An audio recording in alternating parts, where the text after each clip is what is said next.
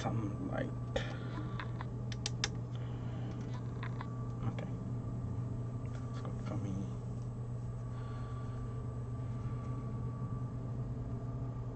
Good afternoon, folks.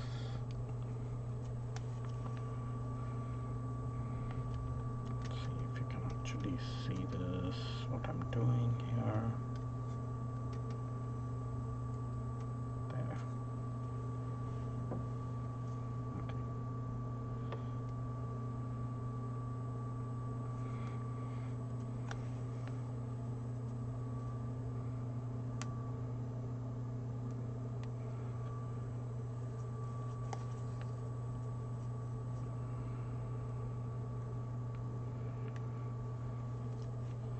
Doing a little bit of English paper piecing today.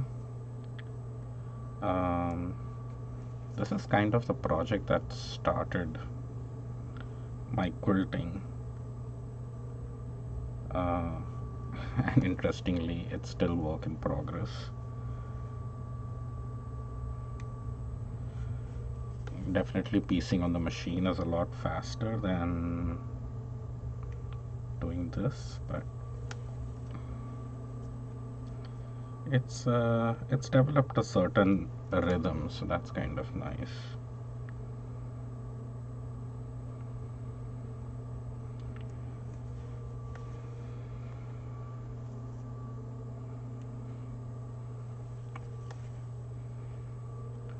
I hope I can at least finish one hexie flower during this session. Shouldn't take too long. I think I can get one done in like half an hour maybe. Or an hour, I don't know.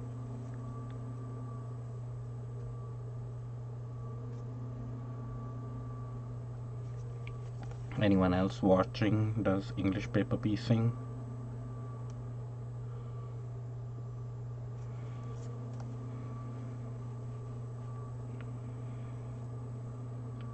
Not there. Then join to the next.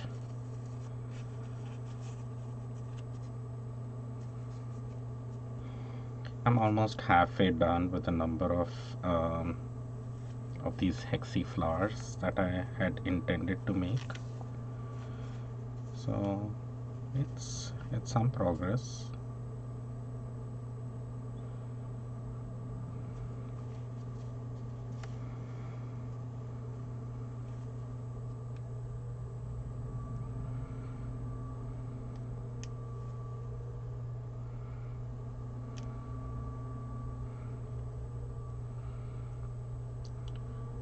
Black is really hard to see.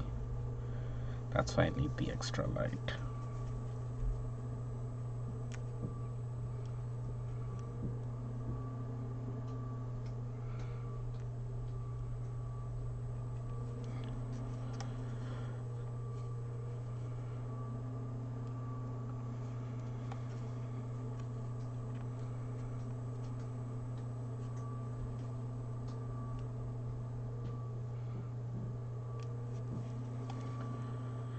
I have mugs that are in the making.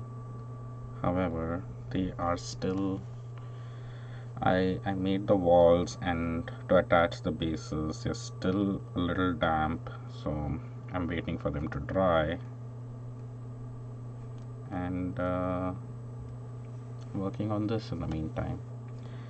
So once I'm done with this hexie, I think that'll be ready for the next steps, and then I can work on that.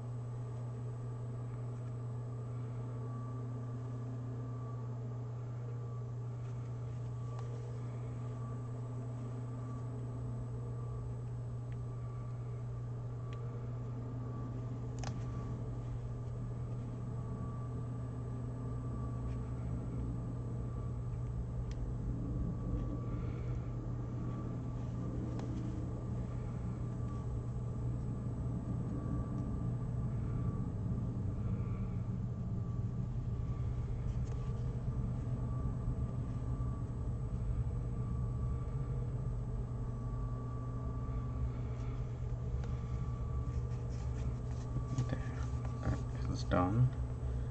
Next, I attach a single piece here. That will go there, and that's how the petals get attached and it makes the flower. And yes, my flowers have a black center. It seemed like the best neutral to go with everything because I have all different colored batiks to go as the petals, like a purple flower, orange flower, red flower. So tangles, tangles, tangles. I will just develop this twist in the needle, in the thread, not in the needle, and then it does get tangled a little bit, but I can get rid of it most of the time.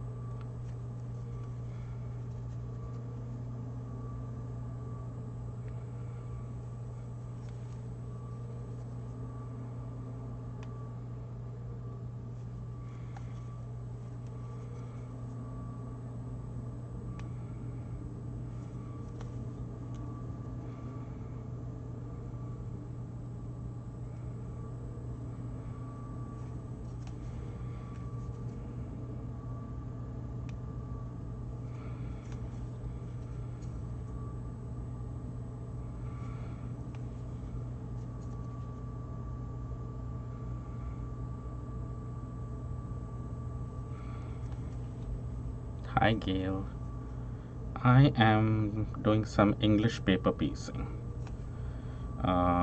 which involves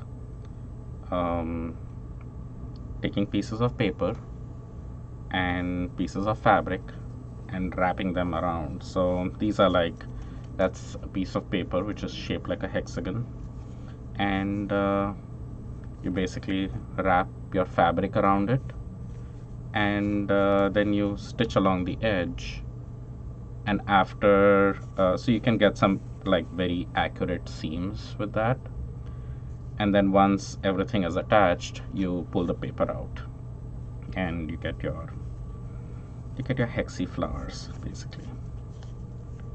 So I need to tie a knot here, and I can show you some of the ones that I have completed so far. I have a total of 44 flowers to complete, and this is a project which has been going on forever. This is a very old thing. It's nothing I have invented or anything for sure. It's a very old technique. I don't even know where the origins are from. It's that old. So basically I take it completed like flowers like that. And so those are my purple flowers. I have some yellow green flowers. So they're all different colors. I have some blue ones and some blue and purple mixes, and some other bright blue ones, and then there are some pink ones. They kind of look red, but yeah, kind of, yeah, this shows more true color, so that's the size. And I have to make a total of 44, at least that's how much fabric and hexes I have cut out, and I think it'll make a decent size quilt. So you could then take these and join them together, like, you know, all different flowers, because it's hexagons. They kind of, you know, will nest between each other and can make a big piece of fabric or a quilt top. I might applique them onto like a plain white or a neutral color, and then join those squares together to make the quilt top, because joining so many hexes by hand is also going to be a challenge. So I shall see how far I go. So basically, yeah, so the hexes are separate, and then you just kind of try to catch the fabric with the needle where you want to join, and you can fold up the fabric so that you can get those two seams to line up perfectly. It is some very slow stitching though. This is not a quick process. And so this is what I kind of started with when last year, because I was like, oh, this will be a good way for me to try out, stitching something. And I was like, okay, this is just insane. It takes too much time. And then I got into machine quilting a little bit, and I did, and I'm still doing machine quilting. But this project is just pending, and I'm like, might as well make some more of these, hoping that at some point they will be done. So basically, actually, I have a knot in here, so let me. So you want to start at the seam, and hopefully you can. My knot will actually stay in, but then I also tie another knot while stitching my first stitch.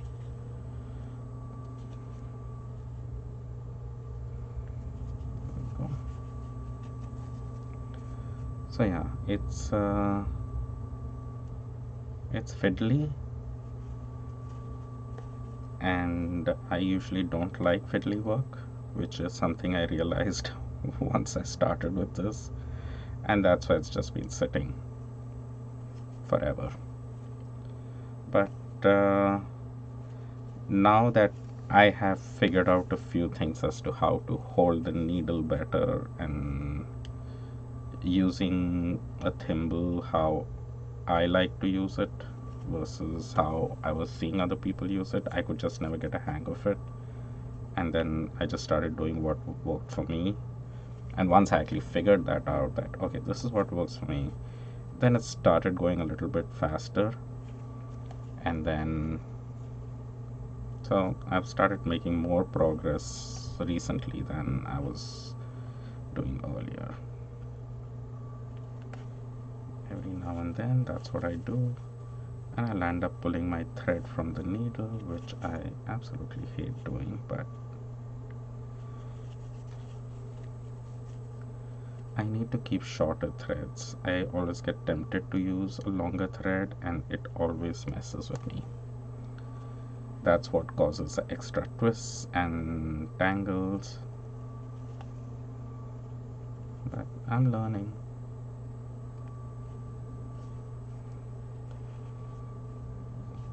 Because it is very tempting to just thread a really long thread and then go from there, but if it's going to be a pain and keep getting tangled, it doesn't save you any time, right?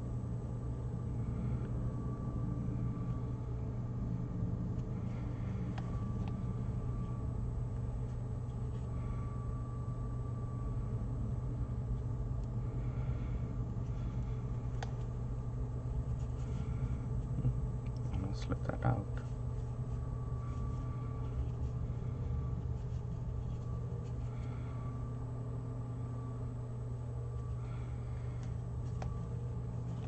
And I'm not super accurate. I know people who make like really accurate stitches. Each stitch is like perfectly distant from each other. Not me. I in fact earlier was not even using matching thread, and then I started noticing, I said, you can actually see the thread everywhere, which is not, because you see a little bit of the thread on the front side, but I just let it go. I'm like, it's fine. So So basically you can see some very tiny stitches. I don't know if you can actually see them on that camera, but it's very fine stitches that you can see. So yeah, after that I have some which I have already joined two together, so that's the one that will get attached out there, and then another single one will get attached here.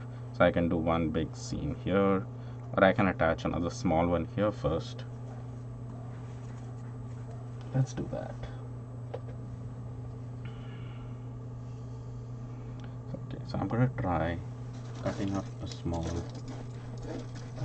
piece this time. Okay, that much is good.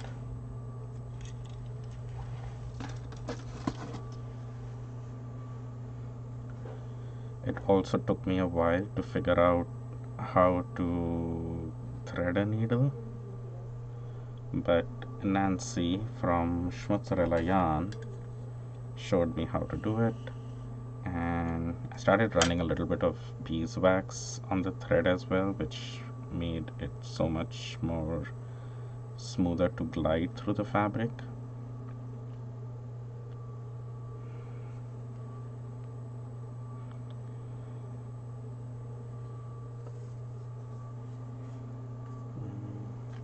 Okay, I wanted to add another single one on the opposite side here. Let's add a little, let's just put this one. Whichever one, it's all purple, so it's all fine. And maybe I'll attach it to this side first. So you kind of want to make sure that, you know, once you have flipped it, it's actually going to get attached in the right orientation. Because it is a pain if after you have joined it,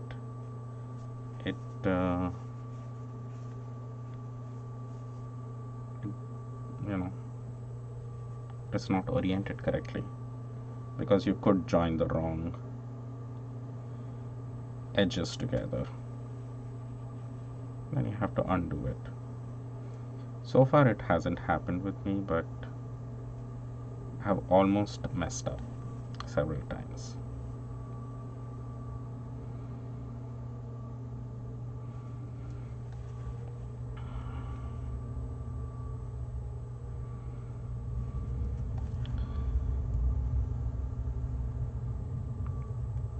Maybe I'll finish this whole flower and see actually how much time it takes me, because it's been 18 minutes. I think it'll take me at least a total of 45 minutes, 40 minutes I guess.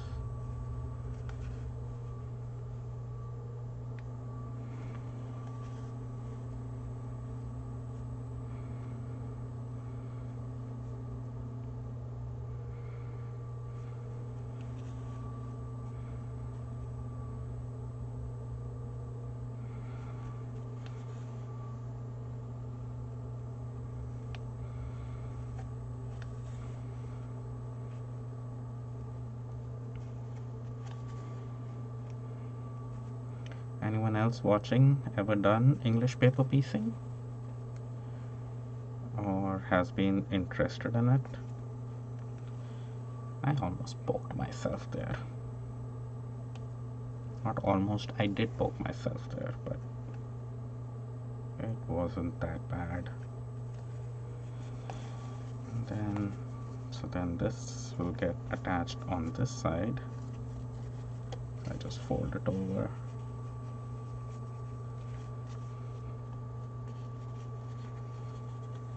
Line it up and hold the sandwich together. Ow is right.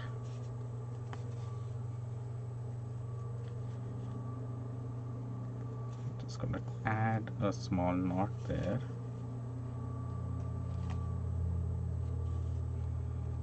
There we go. And then we can proceed on to the side. And you want to make sure you don't grab the paper when you're stitching, because, you know, ultimately you have to remove the paper. And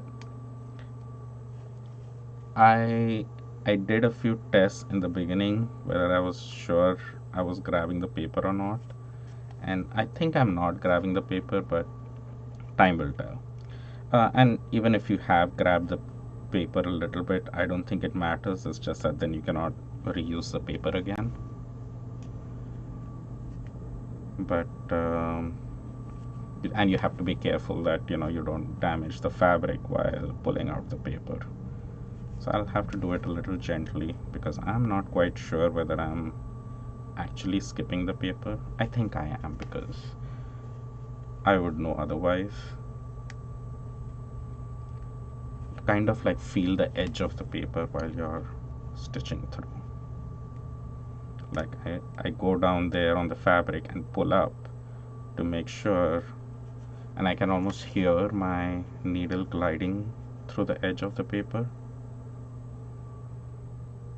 So here's to being hopeful after doing all this work and then realizing that I cannot get my paper out.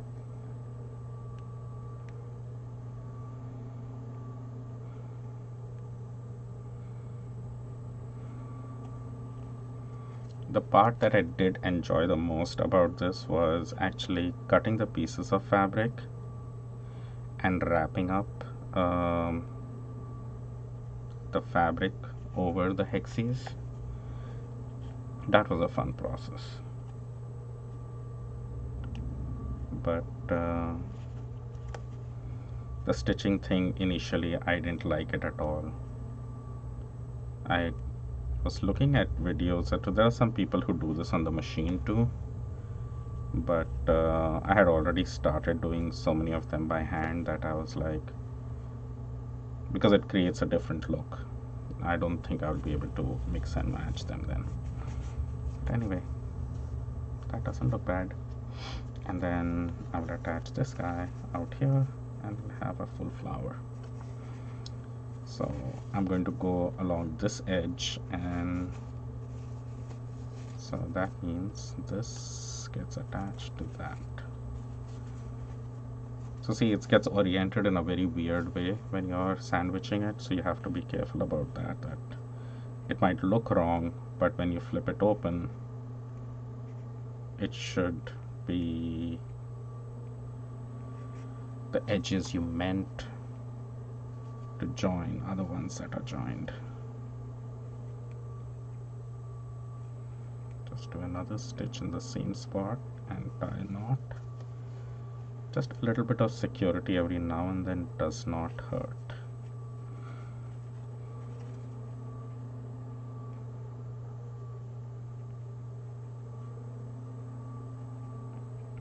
And once you quilt the whole thing over as well, that does secure everything down. But you kind of want to make sure that you're stitching everything properly to begin with.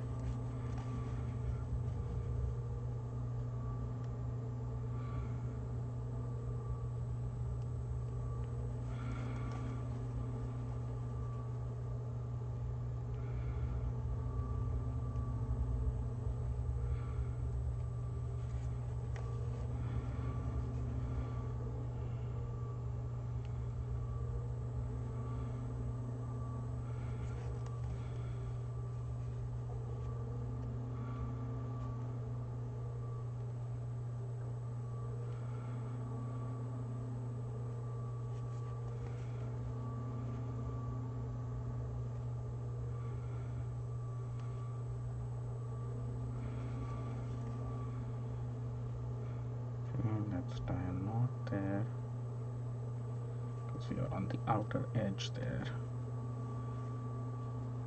And I think I'm going to cut out that.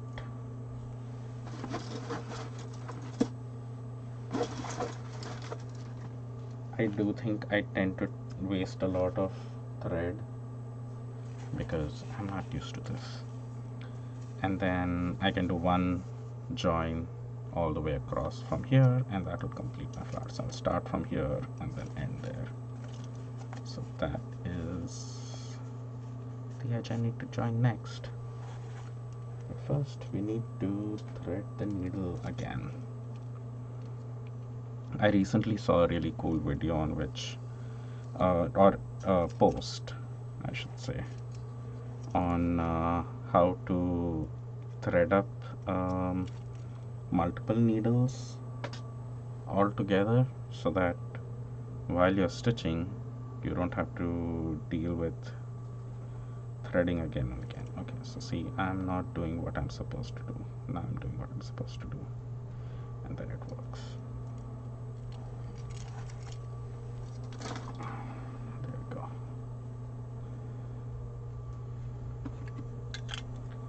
And let's just run some beeswax over it. So that's beeswax, which helps in not having tangles. And then do a quilter's knot there and a knot at the end, which is good, and we shall begin.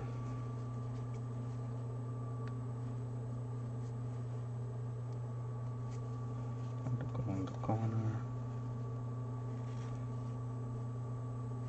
Yeah, I should have taken it from the inside. Yeah, when I have the knot,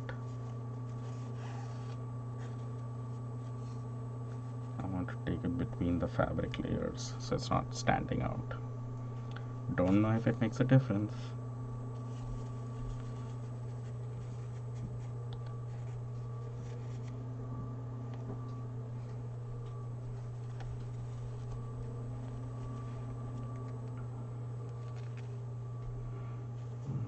To tie that knot there, that's good.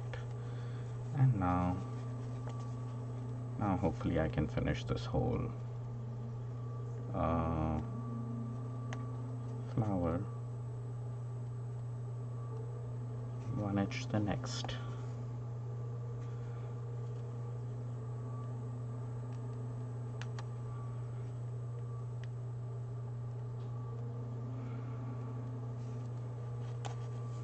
I have a feeling I went through the paper there. And you want to grab like only few of the strands of the fabric, more than one, though I know that there are places where I have grabbed just a single strand of the fabric, but this is batik fabric, so it feels very dense, and I think it'll hold.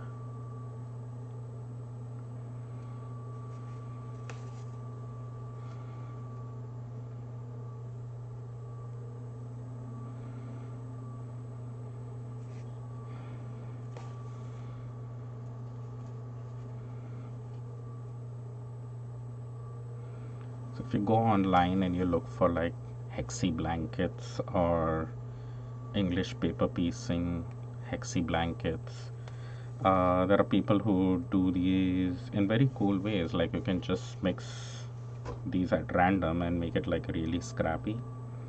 I'm making like very intentional flowers, but you don't have to. They can all be just wild and crazy, and you can. There are some really cool ones where they do fussy cutting. Oh my goodness, Wendy, you're back? No, I'm on my third quilt right now, so I am using my machine, and you can see it's like right here. There's that bar out there. I wanted to make some progress on this EPP project that I started, and sometime this week I think I'm going to try quilting on the machine as well, because I was out of my basting spray and I just got some from Amazon. Even like Joann's was out of it. So, and I don't like using safety pins. I tried safety pins and I got annoyed with the safety pins. So I like the spray. So I had to get some spray, and I just got it yesterday. So I'm going to start quilting some of those quilt tops that I made. There is one which is just a pillow top size or a cushion cover kind of size, and then the other one is a baby size blanket, and the one I'm currently working on, the quilt top, that might be slightly bigger. Yeah, I have no idea how I'm going to quilt this. I think what I'm going to do is, rather than join all the flowers together by hand, I think I'm going to maybe try machine applique them onto like bigger squares and then join those squares together. I can't recollect what exactly you had done, whether you had hand joined all your hexes together, or I know you made some kind of flowers, but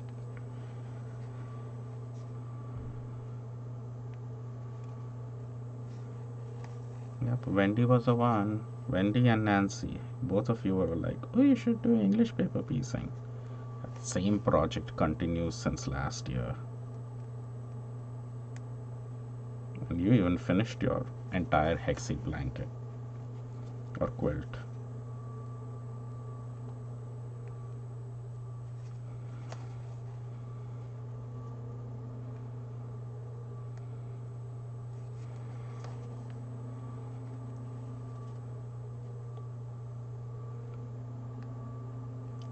And I'm not super fast at it, so, and I do get my tangles in my thread, which are very annoying. It's not the tangles, it's the twist which I get. I think it's the way I hold the needle. Look at that. That's just a bad twist. Let's see if I can remove that twist.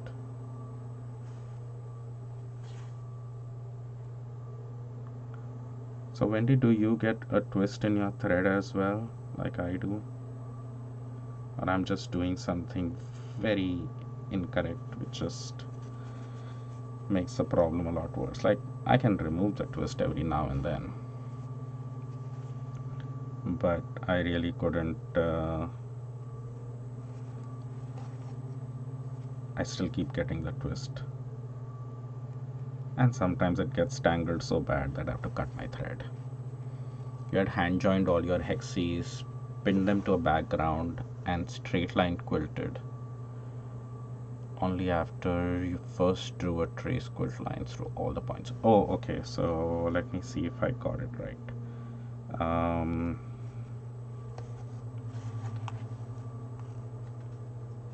So say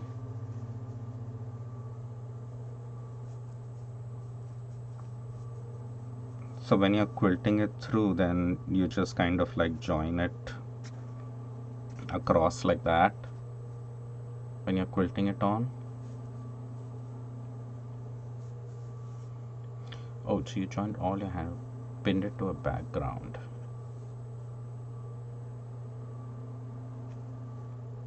So you didn't join each hexie to a background piece. I think you had joined all your hexes like nestled one after the other. That's what I remember. Anyway, only one edge left, so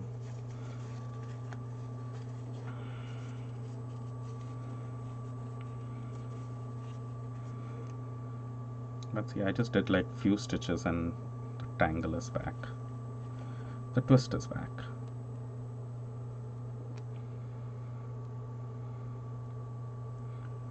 Let's get that nice edge there.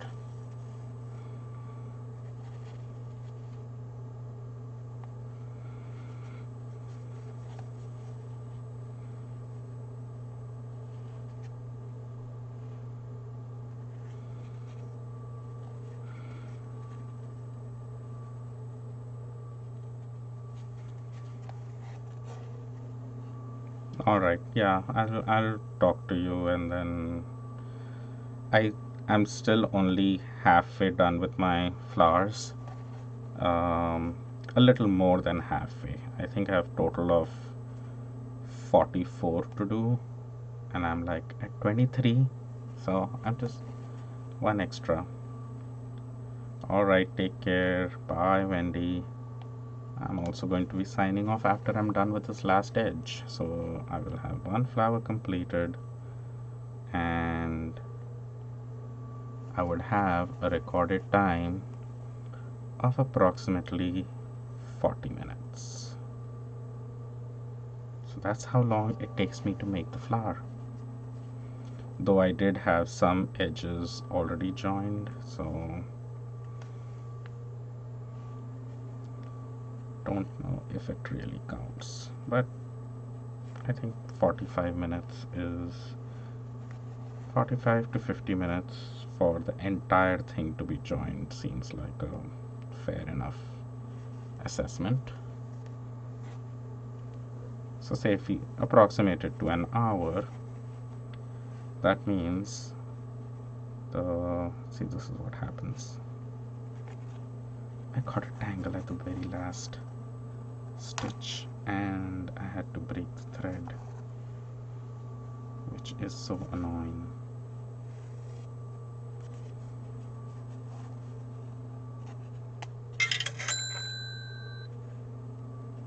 Okay, so now what do? I have like few stitches left, and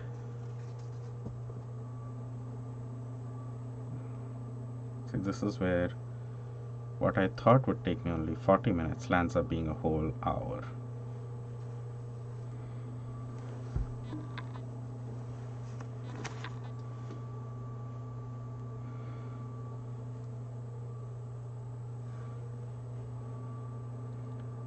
So you can never assume that that's how long things take. It just, doing things by hand just reminds you that no, it's gonna take longer than you think.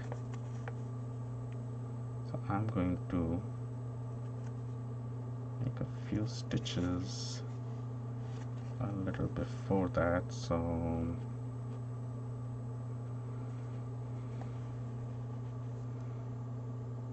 make a knot there,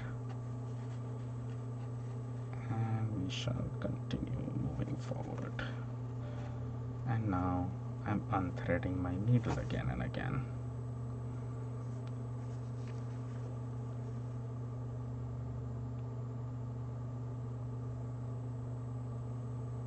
There we go. Yeah, I wish I was better about, you know, not keeping the thread in the needle at all times, but this is not my real job. So it doesn't usually go as planned.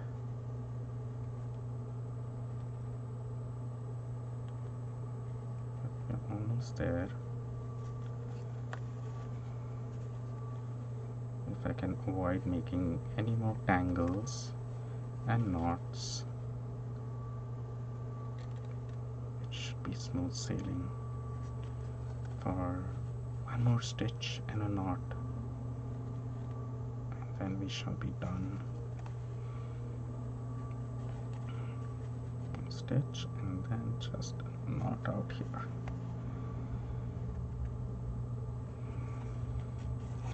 There we go.